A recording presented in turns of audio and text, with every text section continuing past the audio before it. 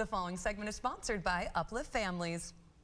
It seems more kids are struggling with depression, and we've seen several news stories in recent years of suicides in schools. Oh, it's just heartbreaking. It is. This is Dr. Gregory Hudnall, founder for Hope for Utah. Thank you so much for being here. Yes, thanks for the opportunity. Really enjoy it. We are so glad to have you here because obviously Utah is a huge problem for our kids. We have one of the higher statistics of suicide here, and I know a lot of parents are out there going, what can I do to help my child? Yeah, I get that a lot when we're out doing training, especially with parents who aren't sure what their child is struggling with. And one of the things that always rises to the top is, how do I help my child with hope? How do I help them feel positive and feel like there's hope for tomorrow? Because my question actually though, Brooke, is do we put so much emphasis on perfection with our kids that they can't reach it, and it hurts them? Yeah, I think we do, Brian. Sometimes there's that unrealistic expectation. I think the other thing that we put a lot of pressure on young people is we don't allow them to fail. And that young people do not have that capacity to psychologically deal with that failure because we don't allow them.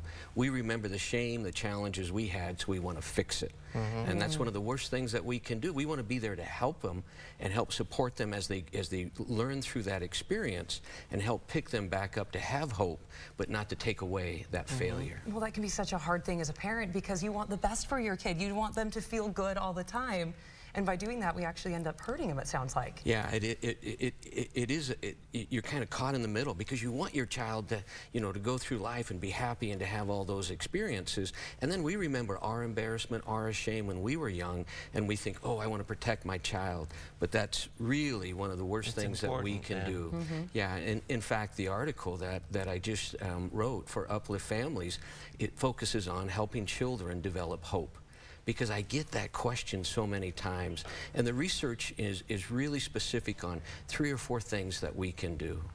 So what are those things that we can do? So number one is we need to model it as adults. We need to model it in front of our children that, even when we have bad days, even when things happen to us that can make it really difficult, we need to be that role model so that they can see us learning how to deal with difficult things and then working through it.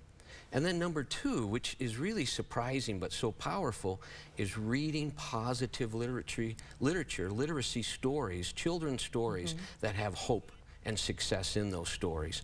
And so sitting there reading to our children and then reviewing with them at the end of the book. Wasn't that an amazing story? And look how she worked through those issues. And then the third thing, which it continues to surprise me, but the research it rises to the top in prevention, and it's 1 meal a day with our families with no electronics. How simple is that? Isn't that amazing? It's easier said than done. I just say that's easier said than done because who doesn't have electronics around the table and that? Sitting down with the family, I think that's so important. Breakfast, lunch, dinner. Just one. That's, in fact, Brian, that's the key right there is engagement. So that you're listening to your child, you're agreeing to disagree, you're sharing with them so they feel that they're connected. And that's the important piece, is to feel connected to the family. And then the last thing, which is really, really important, is that ability to work out those issues so that they can learn and grow from those. And teaching your child problem solving at a very young age. So that they have that example.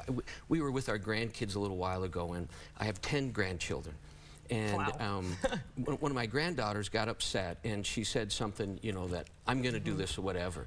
And everyone looked at me instead of her to see how I was going to respond to it. And so I met with her, and we talked about that. And I think that's the key. Is now, honey, let's talk about what just happened.